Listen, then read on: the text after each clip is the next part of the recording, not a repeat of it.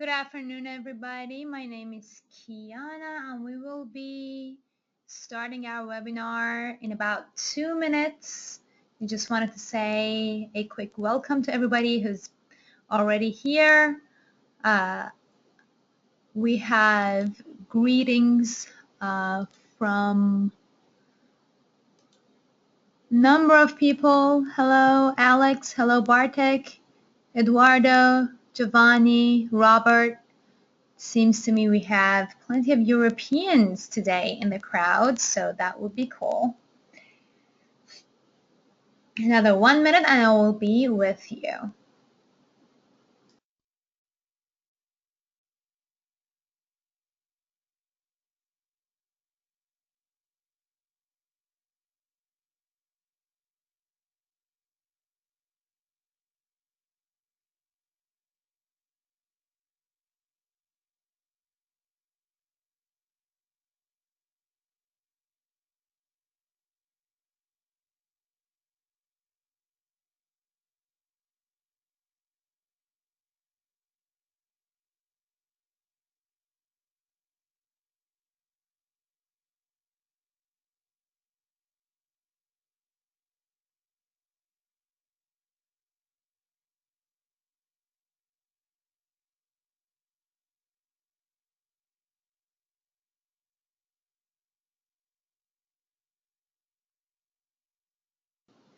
All right, everybody. Today is February 18th, 2016, and we are going to have a quick review on global economy and see how these current affairs may be moving the Forex market.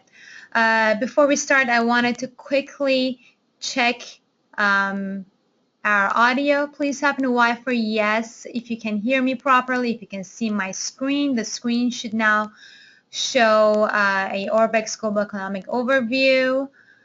Thank you very much for everyone who's typing in the Y for yes as everybody's hearing me. Awesome. So let's get started. Today's agenda, we're going to start from the most recent market moving event, which was FOMC Minutes that came out yesterday, the minutes of the most recent Federal Reserve meeting on January 27th, which pushed the markets, pushed the dollar lower in the markets. And then we're going to take a look at Canadian economy, European economy, Japan, UK, and if we have time, we will also take a look at Australia. One thing that I haven't mentioned here, I would like to also talk about Euro because we just had the ECB minutes, which has been affecting the Euro. Before we start, I just wanted to bring your attention to Orbex Trader Library. They have constant daily videos, infographics, trading tips, and analysis. So definitely take a look at the Traders Library for updates and frequent analysis. So, as you may know, it has been a crazy 2 months, and not only the Forex market, but global economy and stock markets, equities, any kind of financial market has been on a roller coaster since the beginning of January, the beginning of 2016, and that all started with China, which dropped some, stress over the market participants, and that sentiment is still continuing today. And the problem right now with the global economy is that it has changed into a sentiment-driven market. And what I mean by that is that we cannot, even the best fundamental news are having somewhat of a negative and opposite effect on the markets recently. I'm not sure if you have noticed it. Let's actually take a moment to say hello to our newcomers, Costco, Melissa, Robert, Tariq, Maria, Mohammed. Hello, everybody. Just wanted to make sure that everybody can hear me. Hi, everybody. Thank you. All right. Thank you for your responses. I just wanted to let you know that this is a live webinar. If you have any questions, definitely type it in the question box. And if we have time, I would make sure to go over it during this webinar. So as I was saying, this has become a sentiment-driven market, which means that the fundamentals are not really behind the market movements. At Investiva, we have something that we refer to as Investiva diamond analysis that I wanted to quickly show you. And by that, I mean when you are trading, you need to look at the markets from 5 different points of view, from the fundamental analysis point of view, from the technical point of view, from the market sentiment, and all of these need to be pointing at the same direction for an informed decision. But unfortunately, right now, what we've been seeing in the markets is that the market sentiment is far stronger than the fundamentals. And that sentiment, as I mentioned, started in the beginning of 2016, around 2 months ago, almost 2 months ago, and it's still been continuing. Another major market mover has been the oil prices. If you don't know, and if you're a beginner in the Forex world, you probably, let me tell you that the oil prices have been the lowest in a very long time.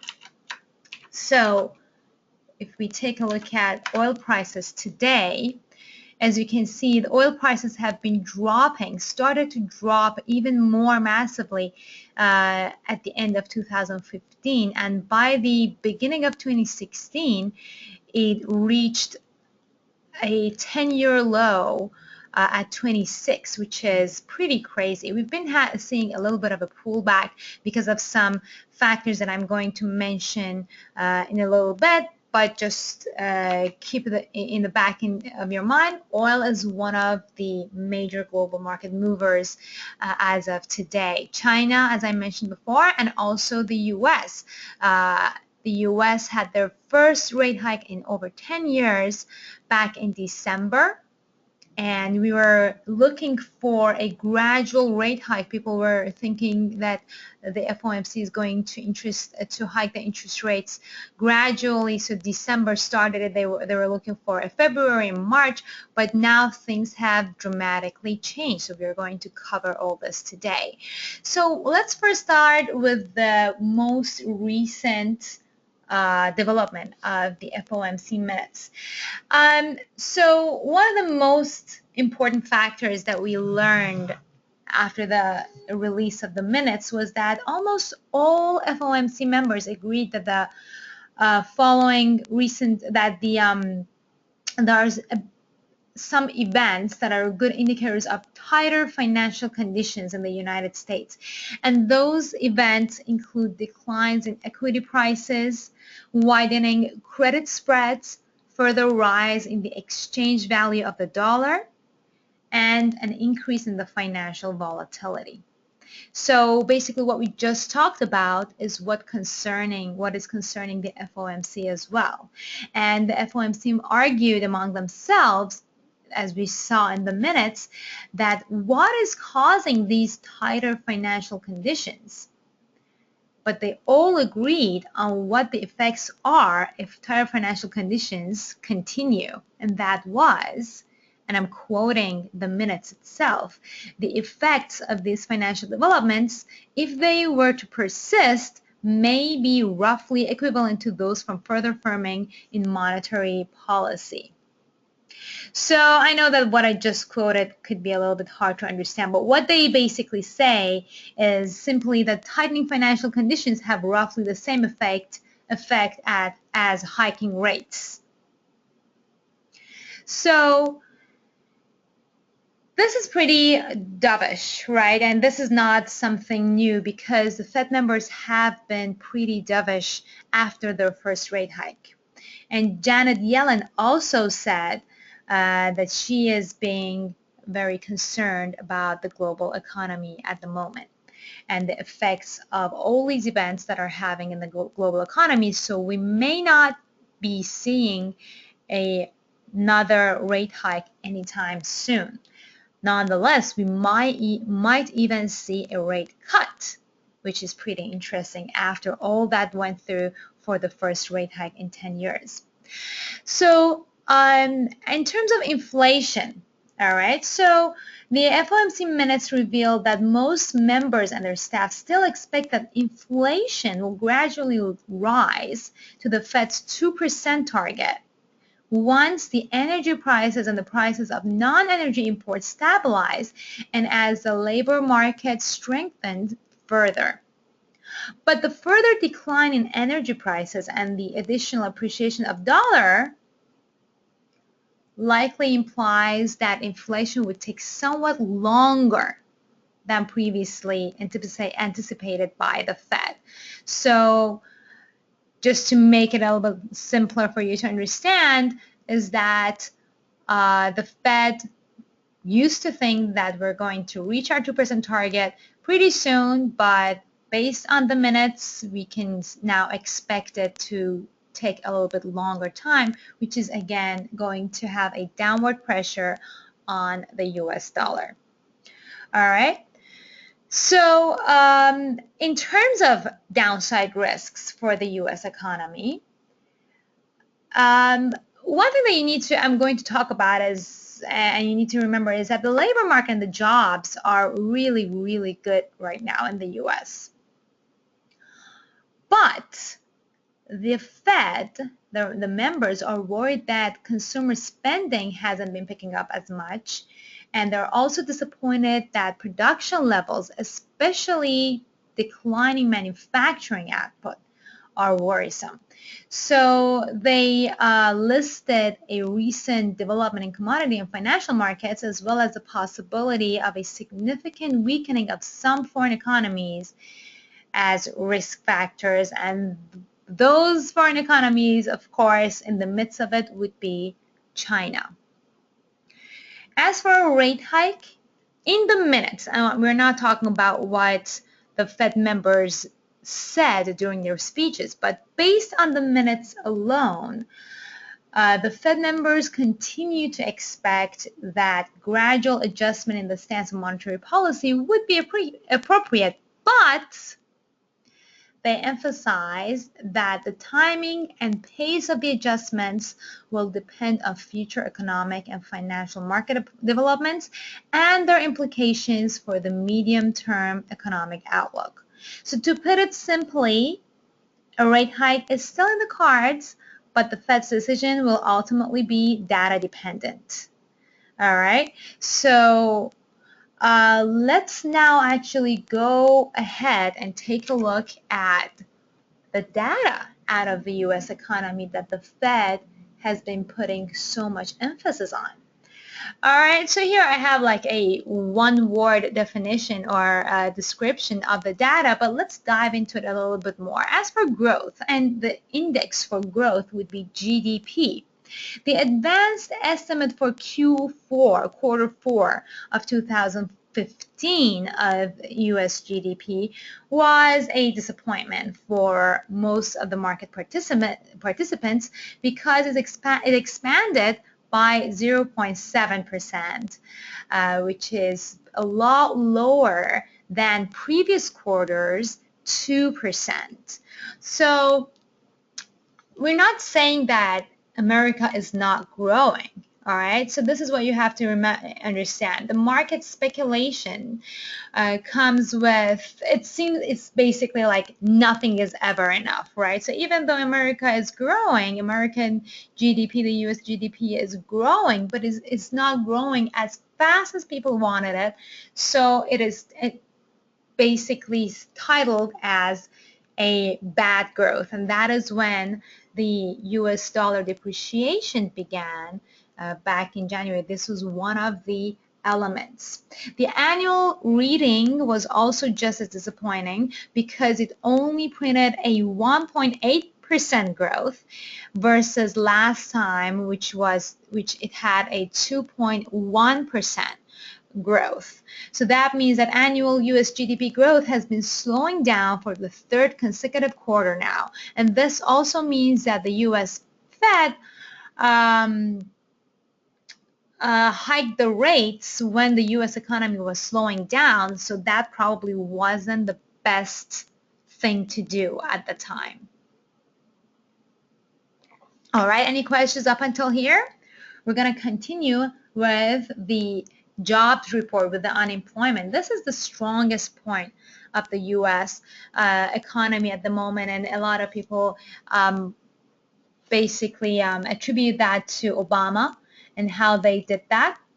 We have a question from Bartek. He's asking, great European problems can have influence on for U.S. economy? Absolutely, but keep in mind that the U.S. economy is the largest economy in the world, followed by China. So in comparison, China can have more effect on the U.S. economy than Euro. And what Euro can affect the U.S. economy can only be based on the trades, exports, and imports, and also the currency exchange. We are going to get into it in a little bit, but great question. So in terms of employment, as I said, we are we have the lowest unemployment rate in 8 years now, which is great, which is the best since the 2008 market crash in the US.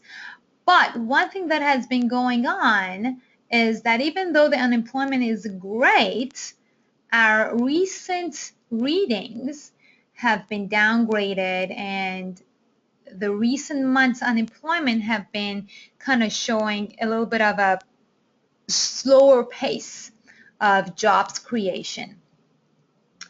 The smaller than expected net increase in employment, though, was more than enough to push the jobless rate lower to 4.9%. So the actually, no, let's talk a little bit more about the jobs. Most of the jobs gains were full-time jobs, which is important. It wasn't like part-time or taxi-driven. It was full-time jobs, and the number of full-time workers increased to 123 and 141,000 from 122. And the retail trade component in particular added around 58,000 jobs, which is a good sign that consumer spending is healthy as well. And last but not least, on the job side, wages grew by 0.5% after a lower growth last time, and this is a faster pace than expected and will likely drive up consumer spending and may even prop up inflation as well. So as I said, employment, jobs report, unemployment, all these are the strongest aspect of the U.S. economy at the moment. In terms of business conditions, both the Market and Institute for Supply Management, the ISM indexes, are saying that things got better for manufacturing sector during January, but the two survey providers are also at odds with each other and are producing mixed signals.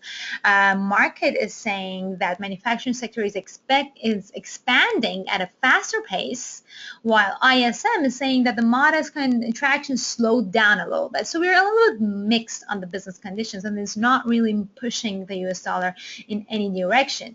However, both reports are noting that new orders and production expanded at faster rates, which is good, comparing to December. But there is one downbeat note. Both reports also conclude that domestic demand was the main driving force, and the exports continue to decline. So again, to answer your question, Europe, for example, European economy that is slowing, that can be one of the reasons why the exports are declining, and obviously that affects the US economy. In terms of consumer spending, which is another important economy pillar, the headline reading for this month looks really good on a year-on-year basis. because it shows an increase of 3.4%, which is the fastest increase since January 2015, which is last year. Most store types reported higher sales, but one thing that was a decline was total sales value from gasoline stations. That declined further from minus 3.1% versus last time's minus 1.1%. And that was probably due to oil prices that are getting lower and lower, and motor vehicles and parts dealers reported a only a 0.6% increase in sales. So another indication for consumer sentiment is the University of Michigan UOM's Index of Consumer Sentiment. That came in at 90.7, which is a little bit lower than January's 92.2. And according to the report, that small early February decline was due to less favorable outlook for the economy during the year ahead. But the lower consumer sentiment may not have that much of an impact on consumer spending because consumers viewed their personal financial situation somewhat more favorably. So again, consumer sentiment is more on the upside than comparing to business conditions, let's say. And in terms of inflation, we talked about it a little bit at the FOMC Minutes section as well.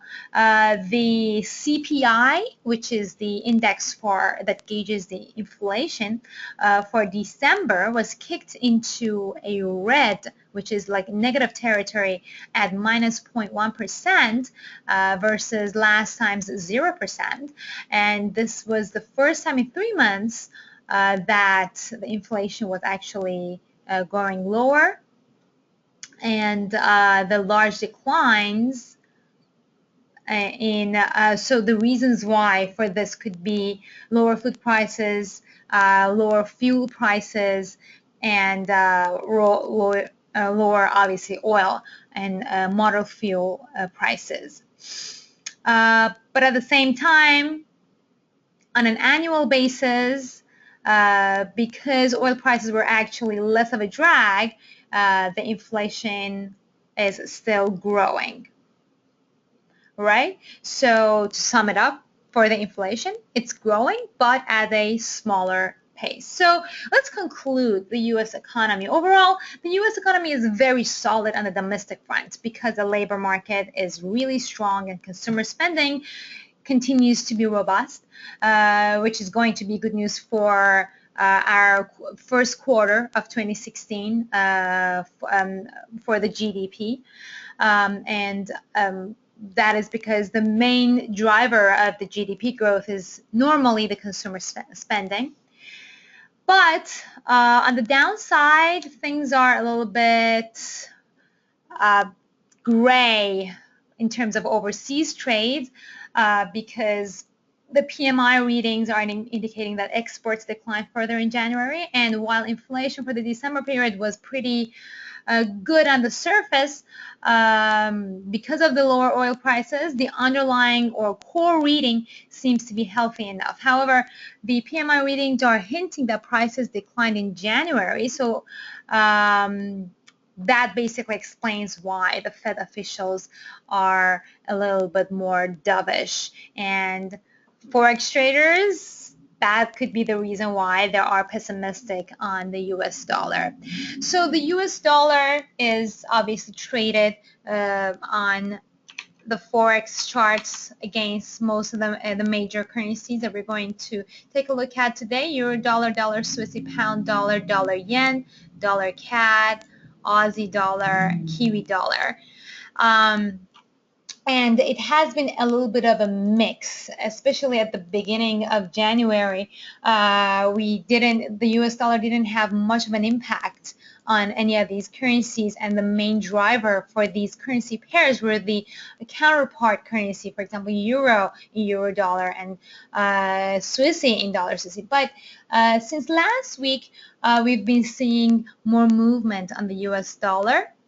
But then again, it's not as strong. So for example, here, as you can see on dollar Swissy, we've been having 5 consecutive days of robust bullish dollar Swissy, which means it kind of indicates that the US dollar must be strong, but at the same time, dollar yen has been going lower.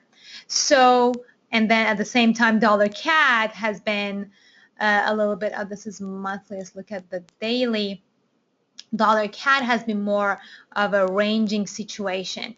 So dollar has been gaining a little bit of a moving power in the past week, but it's still not enough to be, you know, what I'm saying, moving power is that if dollar really was affecting and moving all these currency pairs, we would be seeing a simultaneous and like similar kind of movements in all the major currencies. For those of you who are new here, you must know that when, for example, we have a currency pair, all currencies are quoted on in pairs, of course, and sometimes the US dollar is quoted first and sometimes it's quoted second. And when it's quoted first, that means that it's the leading currency, and when the US dollar gets stronger, that shows that will push the currency higher, and when the US dollar gets weaker, that will push the currency pair lower.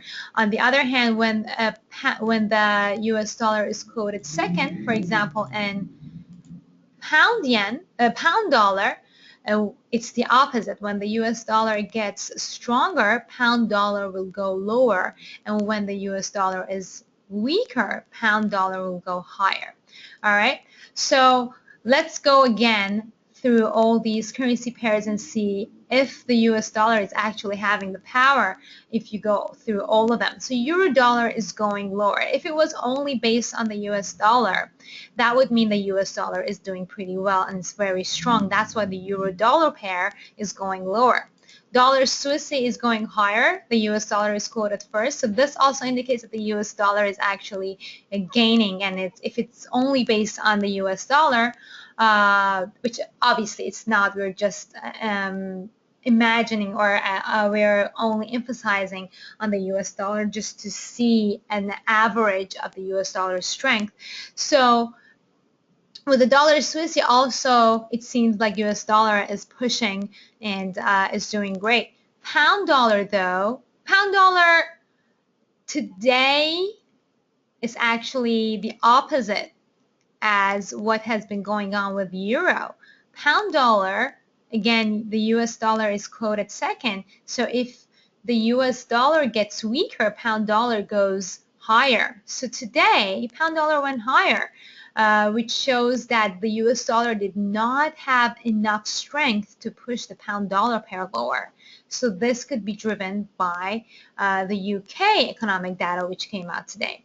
The dollar yen also has been going lower, which is an indication that the US dollar is not as strong as we wanted to move the US dollar, the dollar yen pair higher up. Dollar CAD has been going a little bit higher up, but yesterday it had a massive decline. Comparing it to dollar Swissy, you can see how different these two are, and therefore we understand that the US dollar is not strong enough to push the dollar CAD per higher. We're going to get into the reason why dollar CAD is consolidating and actually has been dropping from the highs, and so on and so forth with the other major pairs. All right. Okay, we have some questions. Let's take a break and answer some of these questions before we move on to the next section. For US dollar index to break through 100 level, the Fed would have to hike again. Well, that is one thing, right? That is, the question was from, how do you pronounce this? Sorry, I'm having difficulty accessing the questions over here. The question is from Carney. Jason, I believe. which is saying, yeah, a rate hike could help the US dollar to go higher again, but also what else is needed for the US dollar to get stronger. Number one is the market sentiment that is right now so shaken, and so because we had the worst ever start of 2016, the sentiment is just continuing to push the markets to the downside. So I think number one effect, the number one mover for the US dollar to the upside would be a shift in the market sentiment. And that could come from, well, yes, either a rate hike, which is very unlikely, but more from better than expected economic data, specifically the business conditions and inflation. So those are the things that could really affect the US dollar and make it stronger, push it higher. All right, then again, today we're only talking about the fundamentals in the economy, but just to, as a reminder, you must know that technically speaking, the US dollar was really getting overpriced in the past few months before 2016. As you can see, it was very vivid in the dollar CAD pair. Well, that also had to do with Canadian economy really moving slower and the oil prices dropping. But at the same time, the US dollar itself was really getting overpriced. So a pullback was inevitable, technically speaking. And that is the reason why I'm saying it's a sentiment-driven market, because it's overbought. US dollar was overbought, and the fundamentals and the sentiment also kind of backed it up. So that's that for the US economy and the economic overview in the past 2 months. Let's move on to Europe. ECB just signaled a appetite for further action. And Mario Draghi, who is the European Central Bank president, we also call him Super Mario, will have a wide support to basically inject further monetary easing into the Eurozone. And next month, if more medicine is deemed necessary to cure the, really slow economy and the slowing economy. So the ECB minutes that was published this morning from the bank's January meeting showed that they are concluding that its already aggressive policy stance needed to be reviewed and possibly reconsidered next month. All right, so and the committee members stressed a balance was needed between signaling that it had full capacity to act without implying a decision had already been made. So we don't know for sure what they're going to do, but obviously the ECB is not happy with what's going on in the Eurozone, and that is one of the reasons why we saw the decline, and we have been seeing a little bit of a decline, a little bit of a pullback in the euro. And the point was made that in a situation where risks were predominantly on the downside and new downside risks were emerging, it would be preferable to act preemptively, taking emerging risks into account rather than to wait after risk had fully materialized. That was a quote directly from ECB that I just read. So that just shows the importance of decision making and the dilemma that the ECB is in, and they might need to make a decision pretty rapidly as soon as next month in terms of a quantitative easing or an assistant basically to the Eurozone.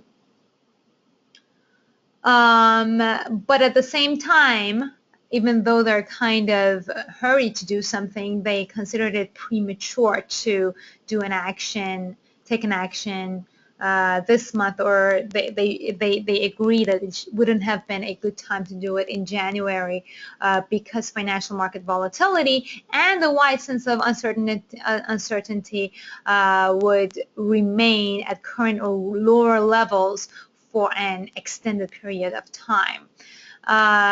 Just so you know, the European Central Bank is already purchasing a huge amount of, like, billions of euro of assets a month in its QE program, in its quantitative program, which launched in January 2015. And but obviously this is still not really helping the Eurozone. Although when you look at the euro-dollar pair, we're going to do a little bit of a technicals over here. Since the QE started, the euro, well, we have been seeing volatility, but comparing to before, comparing to the beginning, the July 2014 up until the QE started, it has been actually kind of ranging, right, between 105 and 115. So it's kind of keeping the euro in place, but is not really helping it to appreciate and go higher. All right, so that has been the effect of QE. So that's the reason why ECB is thinking of adding more QE to stabilize their economy.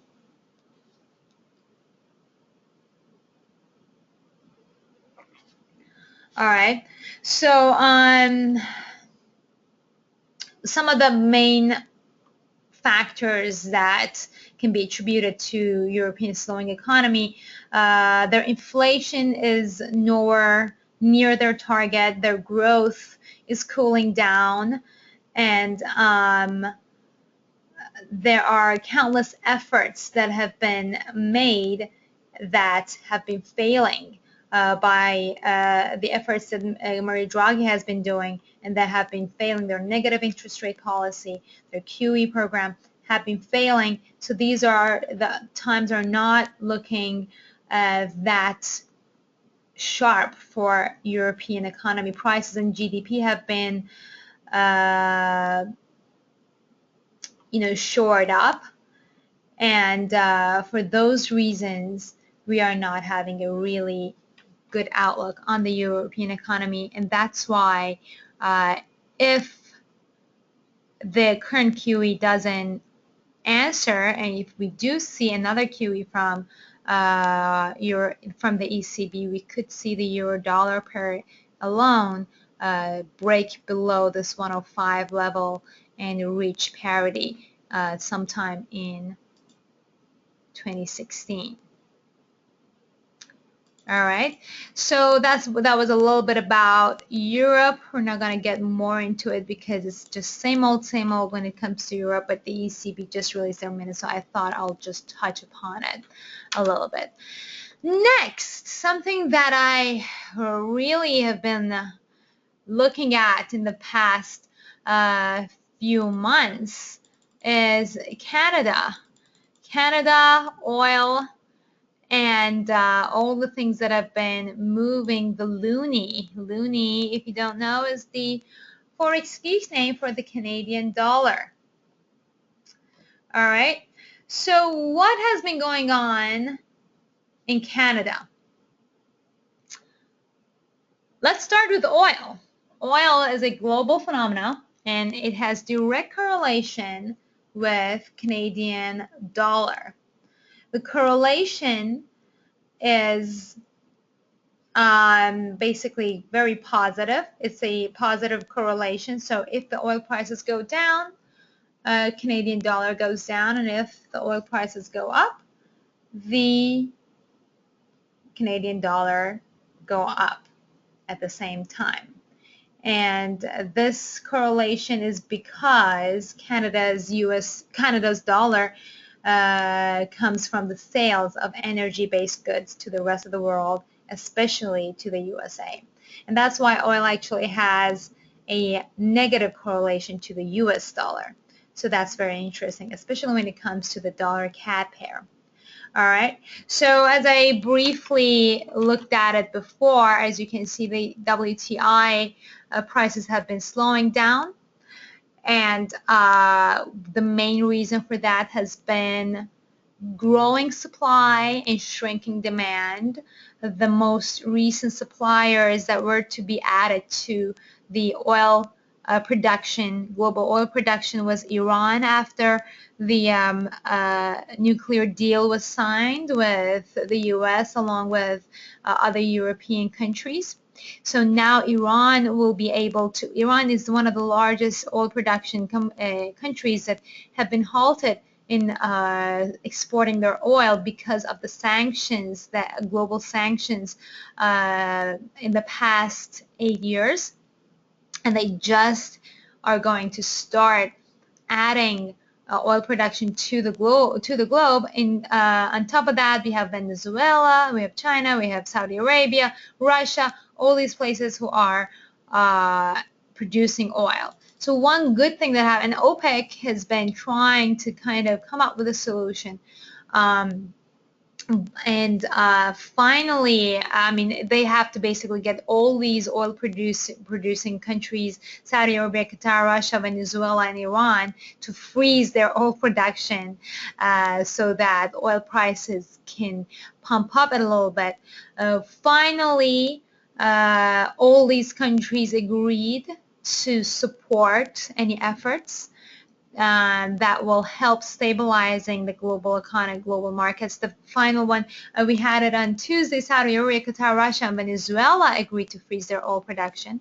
And yesterday, Iran finally agreed to, even though they had just get started with oil production, they agreed to freeze their production so that the global economy, for the benefit of the global economy, which is a good news for oil. And that is the reason why we've been seeing a little bit of a pushback, a little bit of a lift up in oil prices.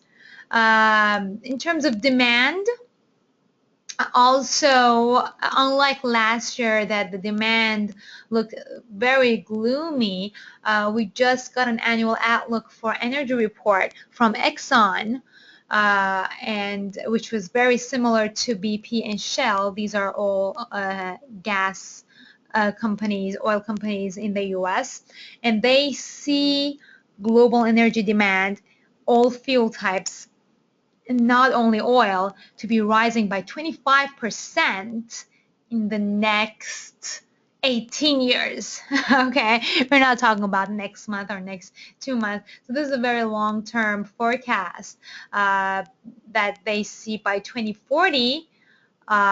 We could see global demand to be rising, which is pretty interesting because we're seeing the global markets shifting from fuel-oriented machines to electricity and solar power.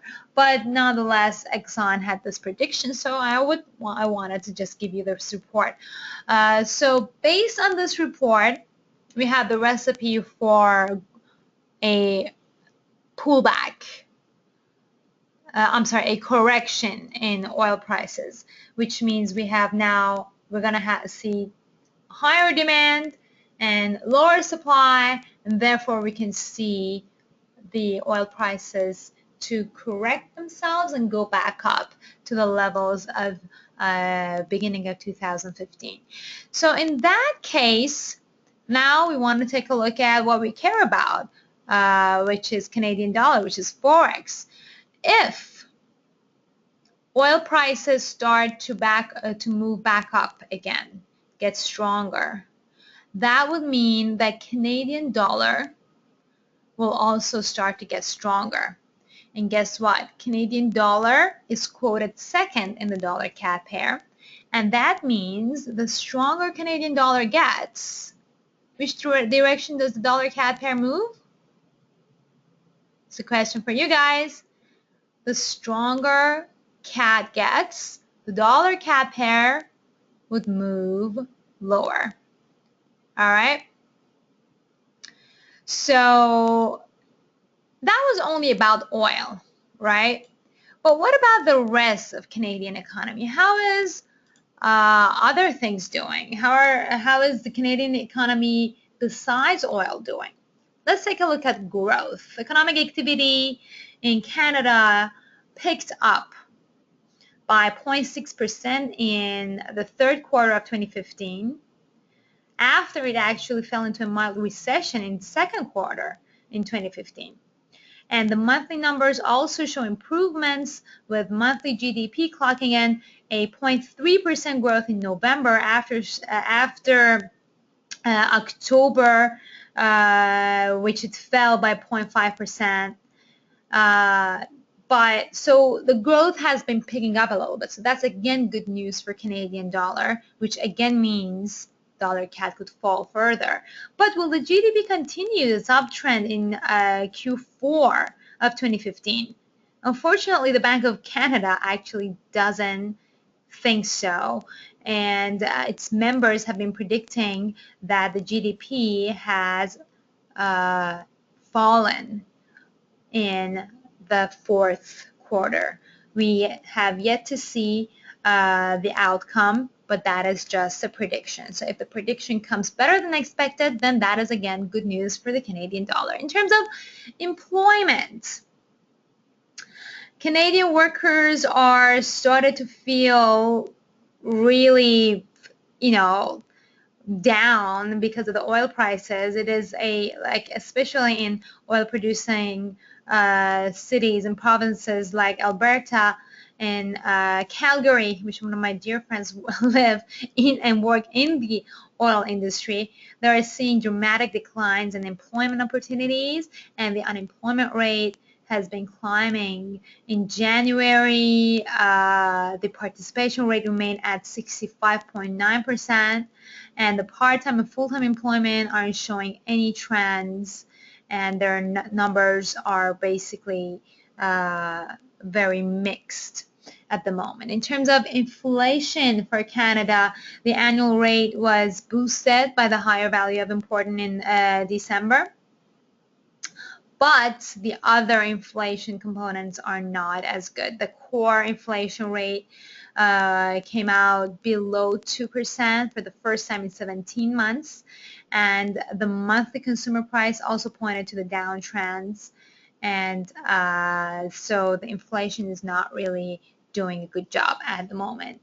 Businesses and manufacturing numbers actually are a little bit more positive. They showed improvements in January after falling to contradictions levels in December. But it seems like in terms of businesses, some of them are good, some of them are bad. So it's kind of a wait and see situation to see if the businesses sustain their optimism. In terms of consumers, most of the data on consumer spending and activity tend to be delayed, but the trends in consumer confidence and retail sales are showing actually steady uptrends all the way up to November of 2015. But then again, we have to wait and see if the consumers extend their optimism in the next few months. And based on what we're expecting from oil prices, it seems like we could see more optimism in consumer spending, especially if higher oil prices leads to more employment in oil-producing provinces in Canada. In terms of trade, one of the benefits of having a weak currency in Canada is actually the competitive exports market.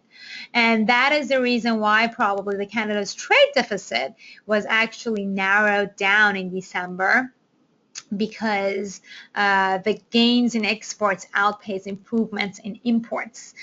So again, global currency has the biggest impact on the export and import exports and imports. If you have a weak currency, you want to really focus on your exports, because you can get more money, more value for your products that you're selling overseas if you have a weaker currency. That is the reason why, for example, Japan, which really heavily relies on their export industry, do not want their currency to get stronger, because that would really affect their exports. And keep in mind, for example, Japan, they do not do as much imports as any other, comparing to other countries. They really try to maintain. Recently, they're becoming a little bit more open to cell phones and some other technologies, but normally, I'm sorry, I'm talking about Japan for a second, but just to give you an idea, an example of how the currencies affect the exports, one of the main reasons why Canada also right now is doing a little bit better than expected is because of the weak currency. So the weak currency is not all that bad, especially when the country really relies on exports. So what's next for Canada? There is no question that Canada's economy prospects are affected by the dramatic declines in oil prices and low business sentiment and employment opportunities could eventually take their toll on consumer spending, housing demand, and inflation. And they might even make the Bank of Canada to drop its interest rate to stimulate the economic activity. And a drop in the interest rates in Canada would mean weaker Canadian economy, Canadian dollar. So there is a little bit more, like, really we need to wait and see what's going to come up with the next set of data, especially with oil prices. Not all hope is lost though, because there are bright spots like Canada's trading sector that are providing some support for Canadian dollar and optimism for the Bank of Canada, but we really want to see how oil prices pan out, even though we talked about that, all these countries, Iran, Venezuela, Saudi Arabia, are going to freeze their oil production. There are numerous reports out there that show even the halt of production might not help oil prices to move back up as fast as Canada may want. But by the end of 2016, it seems more or less likely that we see a move back in the oil prices. So when it comes to the dollar CAD pair, just to sum it up, let's take a look at a very long-term point of view of dollar CAD. As you can see, back in 2002, this is the monthly chart of dollar CAD. All right. Back in 2002, the dollar CAD pair was at its all-time highs and 155 levels, and then it suddenly started dropping. It bottomed out in 2017 at 0.95. It went back up, couldn't break above a resistance level at 128, so therefore it moved back down, formed a double bottom, and right back in 2015 we saw a break above the above the neckline, which means we are seeing a double bottom confirmation information. So technically speaking, we still could see the dollar CAD pair moving up to complete this double bottom, and our next target could be at the 144 and even 150 level. But for now, we're seeing a correction, a massive correction that it started middle of January because of optimism in oil prices and also a technical pullback that it was inevitable, and also the fact that Canadian economy was no longer in recession. So these are the reasons why we saw this pullback. But again, as we said, oil prices could recover by the end of 2016, but the recovery may not be as smooth as we want it to be. And we may see a little bit more of a pullback before we see the full recovery. And during that pullback in oil prices, we could see the dollar CAD pair complete this double bottom and move up to 150 before changing direction and changing the trend and falling further. All right, but as of now, especially looking at the US dollar and the Canadian dollar, as we said, the US dollar is kind of mixed right now. We have a lot of dovish people. We have solid employment, so it's not like really heading at a specific direction. Canadian economy, again, is kind of mixed. So that's why we could actually see a little bit more consolidation coming up this month until we find the next trend. We've had a bunch of questions that I'm going to try to answer before we move on to the next session. Do you think oil is carving out the bottom? Yes. Jason, thank you for your question. Let me show you. Over here, this is the US dollar versus WTI, and if we go to the monthly chart of oil, so this is what could be happening, right? Definitely, well, after the oil prices broke below 30, that was a break below, actually before 30, below 39. That was a very important support level that the oil prices broke below, and that opened door to further drops towards 30 and even 26. The next support level over here is at 19. So some analysts are actually predicting we could see further drops towards 19 before oil actually starts to go back up. Another technical analysis on oil over here. This is not necessary. This is a angled double top pattern. As you can see, the oil prices spiked all the way to 140 back in 2008, dropped to 34, went back up 110, was stable for around 4 years before it started to drop again. So right now it's obviously testing a bottom to see if it is bottomed out.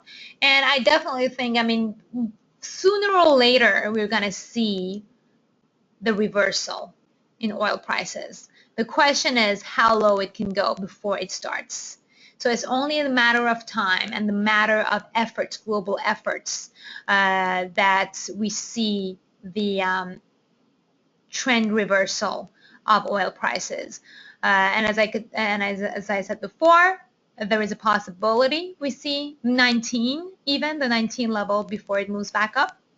Or if really everybody, I mean, as they're showing like OPEC and Iran and Venezuela and Saudi Arabia, Russia, everybody really cooperate with market stability, this could be it for the downs of oil, and we could see the correction to come back sooner than later. But then again, by the end of 2016, we definitely, I mean, I'm not going to say definitely, but chances are the oil trend is going to change and start to go in the upward direction. All right, so we have, all right, hold on one second. Let's see if we can cover another question. We have Michael is asking, please help me change the setting of a trend line so that I can be able to do geometric analysis if you still have time. Today we're not, unfortunately, not doing technical analysis at this time, Michael. Our technical analysis session will be next week. I'm going to do a live trading session on Wednesday, I believe. So definitely make sure to come over next week. We have another question. U.S. economy is much better than Canadian. Oil price will stabilize in middle term. Will dollar CAD stabilize too? Yes, exactly. So I got your question, Bartik, a little bit with delay. As I said, we could see a little bit of a consolidation. Even though the U.S. economy is doing much better, but a lot of the U.S. dollar strength had already been priced in to the markets prior to the rate hike, and that's why this pullback was inevitable. And then at the same time, we're seeing a little bit more hope on the Canadian side. So they're kind of like the same in the strength-wise. I'm not talking about economy strength. We're talking about the currency strength. The U.S. dollar, both U.S. dollar and Canadian dollar are now like kind of in the same position. So they are not able to really push in any direction at the moment until we see a next big surprise or a next big set of data that will change the current consolidation into a new trend. And in terms of the trend, we had a massive uptrend, and as I said, this pullback was inevitable. It has been testing the 50% Fibonacci level. And right now, if we add Ichimoku, you would see that it has actually entered the Ichimoku cloud, which means that kind of consolidation could be continuing for a little while before we see the next set of data coming out. All right, we have 2 minutes. Let's see if we can cover any other questions. Actually, before the questions are great, but I also wanted to touch base on Australia. Their employment and jobs report came in red earlier today, Thursday, during the Asian session. And so just taking a look at the Aussie, this is the monthly, but I want to take a look at the daily. So Australia also is very heavily affected by China. And because we haven't been seeing that many surprises coming out from China, we've seen a little bit moderate improvements in the Australian dollar in the past month. However, this new unemployment rate that came out this morning caused a little bit of a pullback. But again, Australian economy relies on oil, iron ore and Chinese economy. So next set of data that could move the Aussie will come out. Let me just check it out. Will come out next Thursday. There are private capital expenditure, which is a very big one that will come out right before our next webinar. So we will be covering the Aussie next week, and the next rate statement is going to be 1st of March, which is going to be again affecting on the Australian dollar, as well as their GDP that will be coming on March 2nd. So we have plenty of coming up data with Australia. That's why this week I didn't really cover it, but next week we could expect the volatility to start. So definitely come on over next week. For those of you who joined us later on, my name is Kiana Danial. I'm the CEO of InvestDiva, and we educate men and women and beginners alike in responsible investing. Once again, thank you so much, everybody, for joining me today. It's been great pleasure. Thank you for your great questions. And hopefully I'll see you all next week.